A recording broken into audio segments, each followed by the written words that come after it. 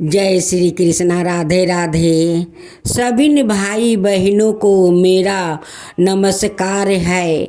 आज आप सभी ने श्रवण करेंगे रविवार की व्रत कथा। भाई बहनों, रविवार की कथा आरती सुनना बहुत शुभ माना जाता है। जितना मनुष्य को दुख तकलीफ क्यों ना हो, लेकिन भगवान की कथा और आरती को सुनने से वो सारे गम में भूल जाते हैं। तभी न दुख तकलीफ सभी न भूल जाते हैं और भगवान की कथा को हृदय में बसा लेते हैं, क्योंकि भगवान खुद हृदय में बस जाते हैं। तो भाई बहनों, आइए हम सब मिलकर सूर्य भगवान को कथा सुनते हैं। प्राचीन काल में एक लक्ष्मीनिया माई रहती थी। वह नियमित रूप से रविवार का वो व्रत किया करती थी। रविवार के दिन सूर्य उठने से वो पहले उठ करे लक्ष्मीनिया माई स्नादि से निमृत हो करे आंगन को गोबर मिट्टी से लीप करे वो स्वच्छ करती थी।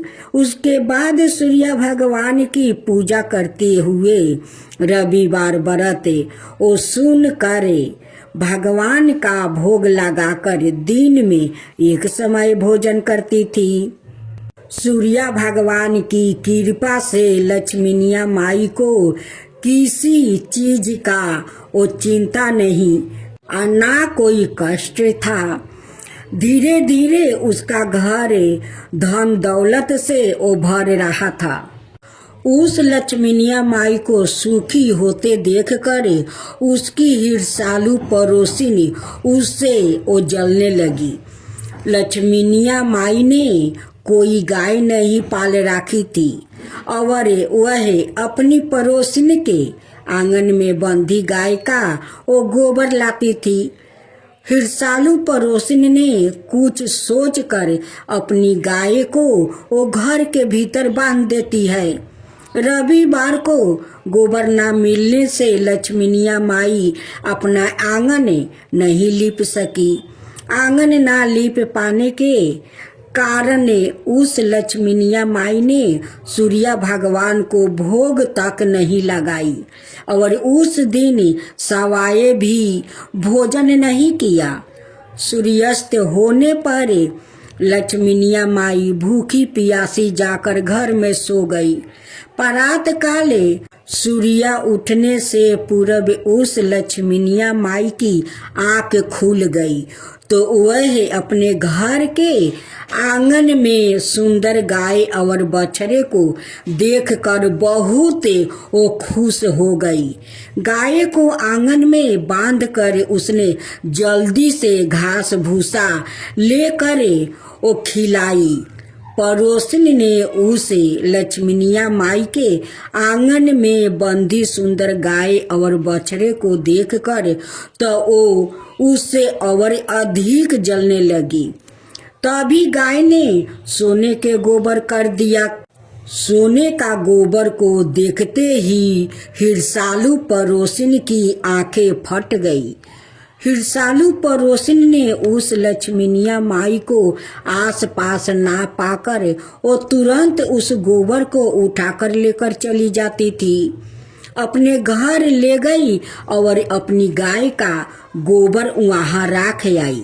सोने के गोबर से ईर्ष्यालु पड़ोसिन कुछ ही दिनों में वो बहुत धनवान हो गई। गाय प्रतिदिन सूर्य उठने से पूरब सोने का गोबर किया करती थी और लक्ष्मीनिया माई के उठने के पहले पड़ोसिन उस गोबर को उठाकर ले जाती थी।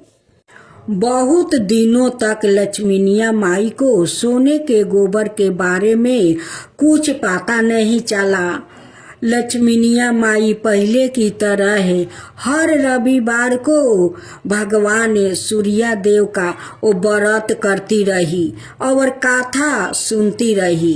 लेकिन सूर्य भगवान को जब ईर्ष्यालु पड़ोसिन की चालाकी का पता चला तो उन्होंने तेज आंधी चलाई। आंधी का प्रकोप देखकर लक्ष्मीनिया माई गाय को घर के वो भीतर बांध दिया। सुबह उठकर लक्ष्मीनिया माई ने सोने का गोबर देखी तो उसे बहुत आश्चर्य हुआ।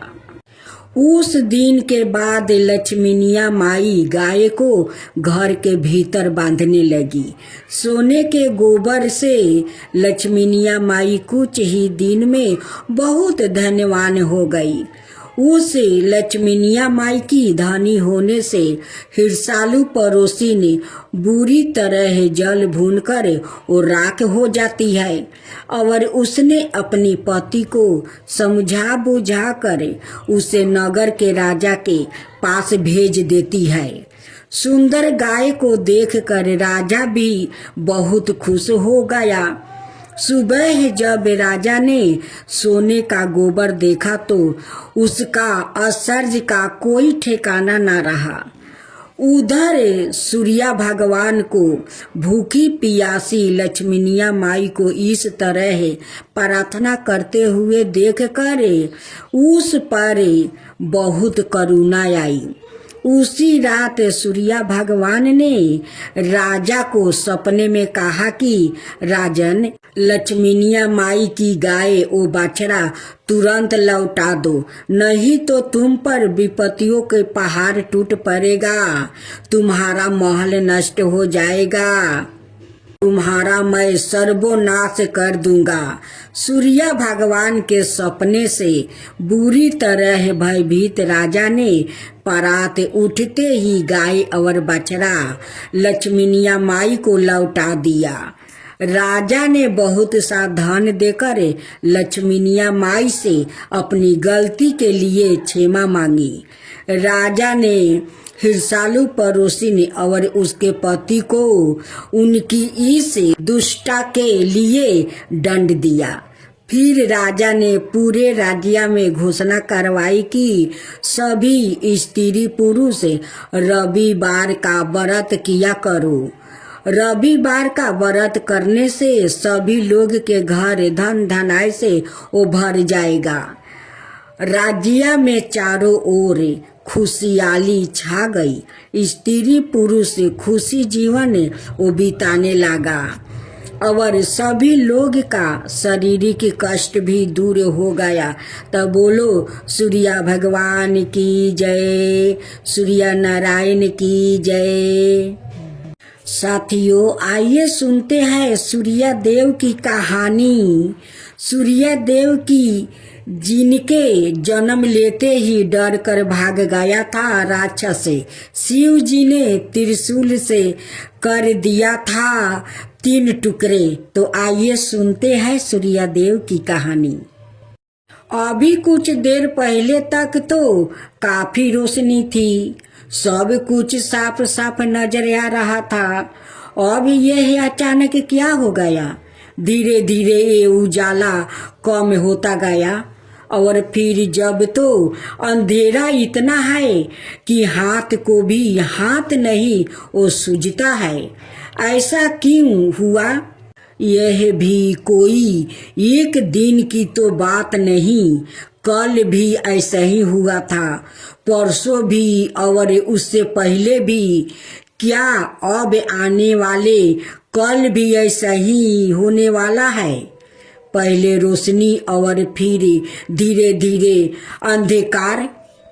संभव है कि वो कुछ वही सवाल रह गए होंगे जो वैदिक लोगों ने हर रोज रात और दिन होते देखने के बाद महसूस किया होंगे और फिर एक दूसरे के भी जिज्ञासाओं और अनुभव को सुनकर कोई निष्कर्ष निकाला होगा। इस निष्कर्ष में इस बात का जवाब सामने आया होगा कि दिन के उजाले की बजाय आसमान में सोने की तरह चमकता आग जैसा दहकता एक सुनहरा पिंड है यह गोलाकार पिंड आसमान में देखना शुरू होता है।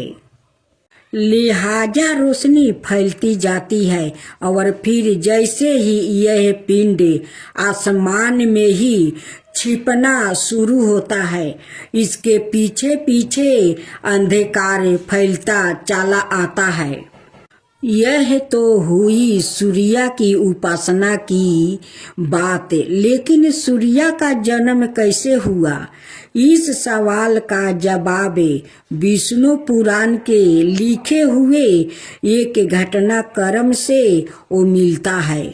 विष्णु पुराण की कथा कहती है कि जब कहीं कुछ था ही नहीं, तब उस विराट पुरुष पुराणों में भगवान विष्णु को पहला विराट पुरुष कहा गया है कि इच्छा से दूध जैसा सफेद एक सागर बना।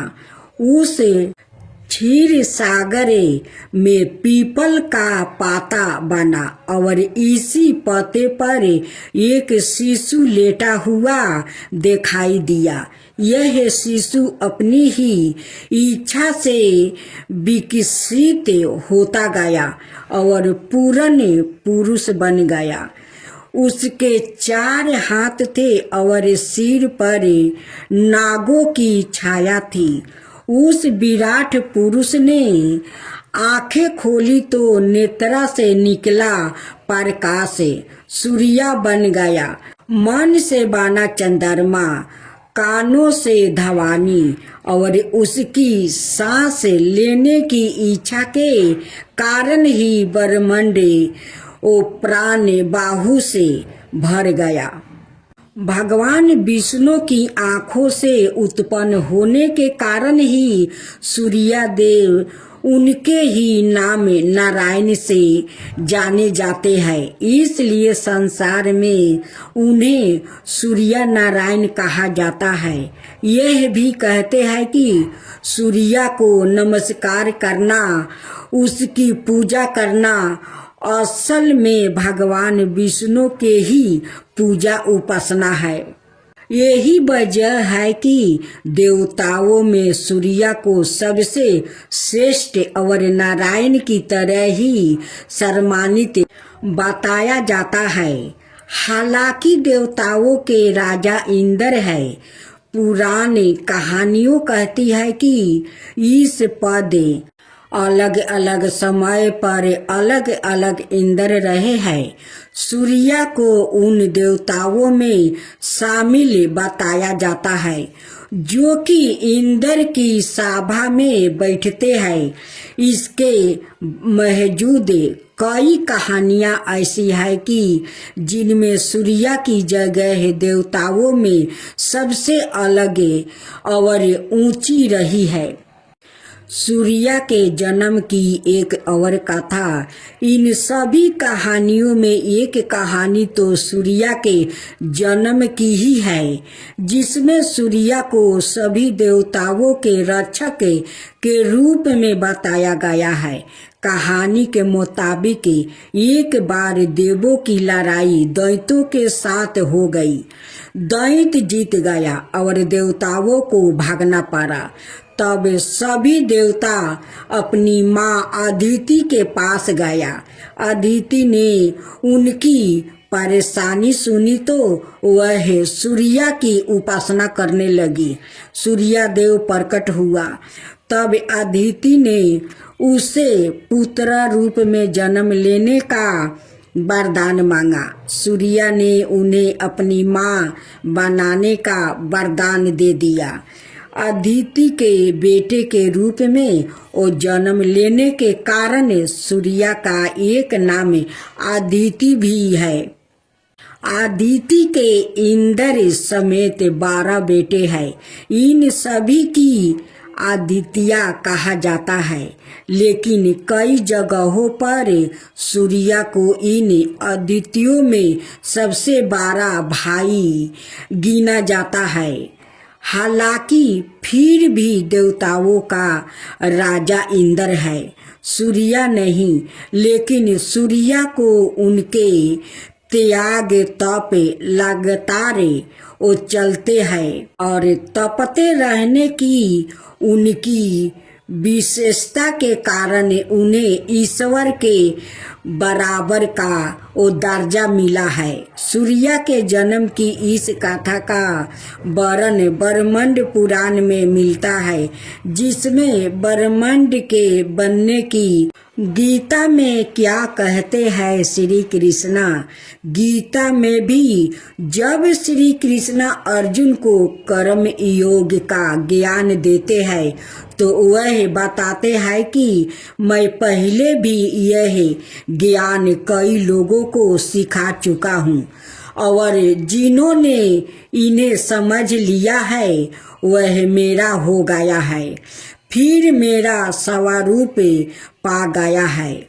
इसके बाद वह बताते हैं सबसे पहले तो मैंने यह ज्ञान विवस्वान सूर्य को दिया।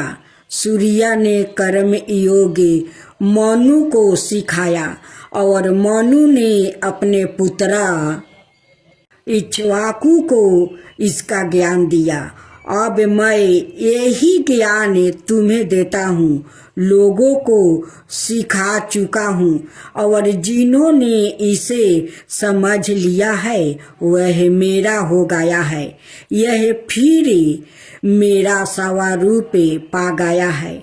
इसके बाद वह बताते हैं सबसे पहले तो मैंने यह ज्ञान विभाषण सूर्य को दिया।